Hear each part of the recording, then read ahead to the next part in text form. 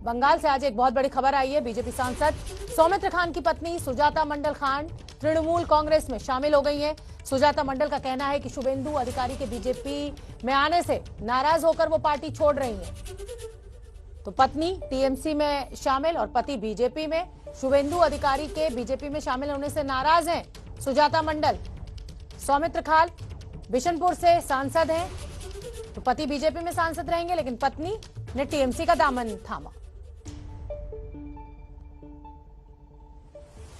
BJP सांसद सौमित्र खान की पत्नी सुजाता मंडल खान टीएमसी में शामिल होने के बाद एबीपी न्यूज से खास उन्होंने बातचीत की। सुजाता मंडल ने कहा कि ममता बनर्जी की वजह से वो टीएमसी में शामिल हुई हैं। सुनिए क्या कुछ कह रही हैं। पति पत्नी और पॉलिटिक्स मामला क्या है? आप लोग जो दिख रहा है वही मामला है। सब तो अभी क्लियर हो गया एकदम, चारों तरफ मतलब दिन का सूर्य उठ रहा है और मतलब सबसे बड़ी बात है अभी तो दिन है, कुछ तो अंधेरा भी नहीं है, सब क्लियर ही हो गया। पति का जायगा में रहने दीजिए उसको, मैं मेरा जगह में रहने दीजिए। इसमें पॉलिटिक्स का कुछ मतलब बात है नहीं, पॉलिटिक्स की जगह में। सब ये कहते हैं कि सौमित्र खान के लिए कैंपेन आपने ही किया, आपने दायित्व संभाली और इस वजह से उनको जीत मिली। तो क्या कहेंगे आप, कितना इम्पोर्टेंट रोल अभी प्ले करने जा रही है तृणमूल कांग्रेस के लिए? देखिए, उस टाइम मेरा जनता जनार्दन जो है बिष्णुपुर लोकसभा की मानूस मतलब जो आदमी आम आदमी है, मैं हमेशा उन लोगों के चरण में अपना सर रखना चाहती हूँ, क्योंकि उन लोगों को मेरे दिल में मुझे जगह दिया। आज इसलिए सुजाता आप लोगों के सामने खड़ा होकर बात कर रहा है। मैं अगले दिन यही चाहती हूँ कि वही बिष्णुपुर लोकसभा का आम आदमी, मेरा पश्चिम बंगाल का आम आदमी मुझे वही आशीर्वाद दे कि सुजाता अगले दिन जो पार्टी में आज से ज्वाइन किया, ये टीएमसी को मैं अगले दिन प्राउड कर पाए और टीएमसी में मुझे मेरा लीडर लोग जो दायित्व देगा, मेरा फेवरेट जो लीडर है मेरा ममता बंदोपाध्याय, अभिषेक बंदोपाध्याय, वो लोग जो दायित्व मुझे देगा, मैं वो दायित्व में सक्सेस होके उन लोगों को दिखाए, ये आप लोगों का आशीर्वाद चाहिए। आखिरी सवाल, 11 के बदले में एक, फिलहाल 11 के बदले में एक, क्या आगे सौमित्र खान भी आ सकते हैं तृणमूल में शामिल हो सकते हैं? को अगर आपने पूछेगा तो ज्यादा अच्छा आंसर मिलेगा। तो कुंतल चक्रवर्ती जिन्होंने सुजाता मंडल से बात की वो भी हमारे साथ लाइव जुड़े हुए हैं, उन्हीं से मैं जान लेती हूँ। मैं समझना चाहती हूँ कि पति सौमित्र खान बीजेपी में है कुंतल और पत्नी टीएमसी में शामिल हो रही हैं, क्या मायने निकाले जाएं इसके? जनता कैसे तय कर पाएगी? सुजाता ने ही तो कैनवेसिंग कर जिताया था अपने पति को।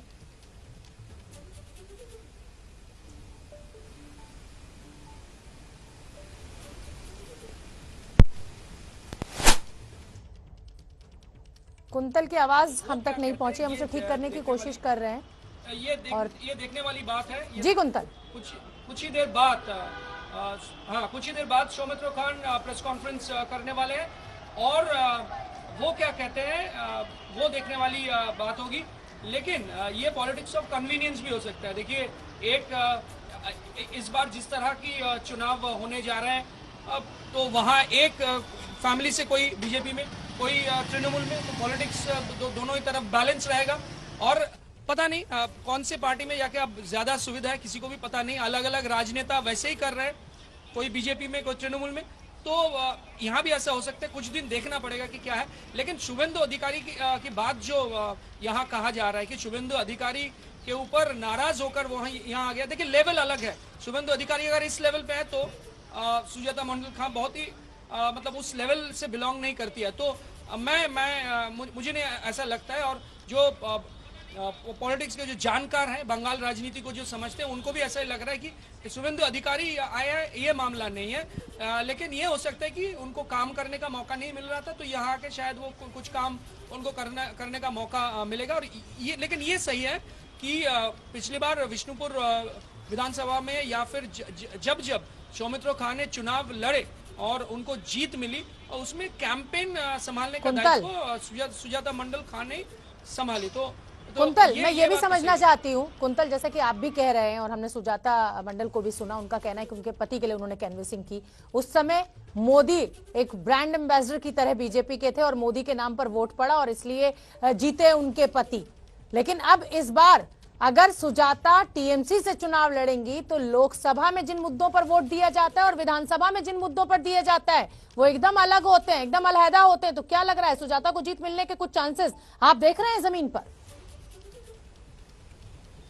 हाँ है, अब बिल्कुल है, क्योंकि सुजाता मंडल खान जो है वो जमीनी स्तर पर अगर देखा जाए तो लोगों से कनेक्ट, जो आप कह रहे हैं कि लोगों से कनेक्ट बहुत ज्यादा है सौमित्र खान से, क्योंकि सौमित्र के लिए कैंपेन उन्होंने ही ज्यादा किया। सौमित्र जो है वो अलग अलग जिलों के दायित्व ज्यादा संभालते हैं, बीजेपी के लिए इंपॉर्टेंट जो दायित्व वो संभालते हैं, लेकिन अपनी विधानसभा क्षेत्र में सुजाता मंडल खान जो है अपने लोगों के साथ, वहां के जो लोग हैं वहां उन लोगों के साथ कनेक्ट काफी अच्छी है उनका।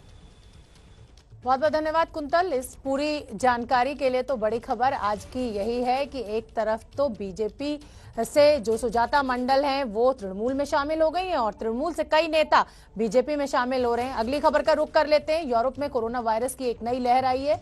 इस मामले पर आज स्वास्थ्य मंत्री डॉक्टर हर्षवर्धन की ज्वाइंट मॉनिटरिंग ग्रुप की अहम बैठक भी हुई, उसमें चर्चा भी की गई। स्वास्थ्य मंत्री ने बैठक के बाद कहा कि यूरोप के कई देशों में कोरोना के नए स्ट्रेन को लेकर चिंता है, लेकिन उन्होंने साथ ही ये भी कहा कि घबराने की जरूरत नहीं है, भारत सरकार हर कदम उठाने के लिए सक्षम है।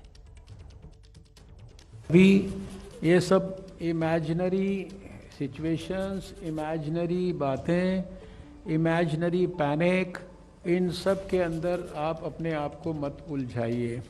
सरकार हर बात के लिए पूरी तरह से सजग है और जैसे पिछले एक साल में आपने देखा कि सरकार ने आवश्यकता के अनुरूप जनता के हितों की रक्षा करने के लिए जो जिस समय पर आवश्यकता किया, वो सारी चीज़ें सरकार देख रही है।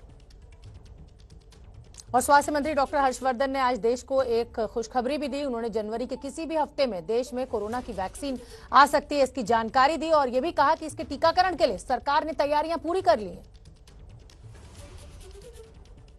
और डॉक्टर हर्षवर्धन ने अब ये उम्मीद जताई है कि जनवरी के किसी भी हफ्ते, हो सकता है कि दूसरे या तीसरे हफ्ते से ये वैक्सीन शुरू हो जाए। लगभग 1 घंटे तक ये चर्चा चली थी। उसके बाद जब डॉक्टर हर्षवर्धन मीडिया के सामने आए तो उन्होंने ये जानकारी दी। सुन लेते क्या कुछ कहा। जब ये 2021 का वर्ष शुरू होगा तो जो शुरुआती इसके महीने हैं, और उसमें भी मैं व्यक्तिगत तौर पर ऐसा समझता हूँ कि शायद जनवरी के महीने में भी कभी किसी भी स्टेज पे, किसी भी सप्ताह में ऐसा समय आ सकता है जब हम भारत के लोगों को पहला जो वैक्सीन का शॉट है वो देने की स्थिति में आ जाए। ये वही भारत है जो इसने चेचक को भी इरेडिकेट किया सारी दुनिया के साथ मिलकर। ये 135 करोड़ का देश है, तो हमारी योग्यता और क्षमता में किसी प्रकार की कमी नहीं है और हमने पूरी तैयारी की है। नीचे लेवल तक पूरे स्टेट गवर्नमेंट्स को इन्वॉल्व करके, स्टेट के लेवल पर टास्क फोर्स बनाकर, डिस्ट्रिक्ट लेवल पर, ब्लॉक लेवल पर, देश में यानी कई हजार मास्टर ट्रेनर्स को पहले ट्रेन किया है। उसके बाद हम देश की 33 स्टेट्स में स्टेट लेवल पर ट्रेनिंग कर चुके हैं। ये जो 30 करोड़ लोग हैं, यानी पहले 30 करोड़ लोग में क्या है, पहला 1 करोड़ जो हेल्थ वर्कर्स हैं, प्राइवेट सेक्टर में भी या पब्लिक सेक्टर में भी। दूसरे 2 करोड़ लोग वो हैं जो कि दूसरे नंबर पे प्रायोरिटी वाले, जो फ्रंट लाइन वर्कर्स, हमारे पुलिस की फोर्सेस हैं, पैरामिलिट्री फोर्सेस हैं, हमारे मिलिट्री की फोर्सेस हैं, या हमारे सैनिटेशन स्टाफ है कॉरपोरेशन के अंदर, जो लोग फील्ड में फ्रंट लाइन में काम कर रहे हैं।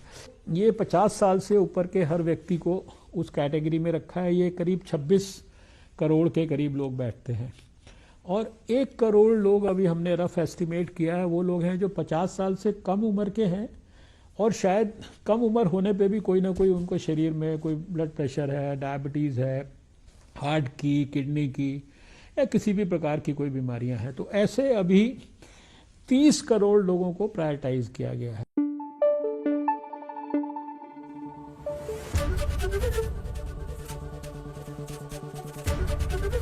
एबीपी न्यूज आपको रखे आगे।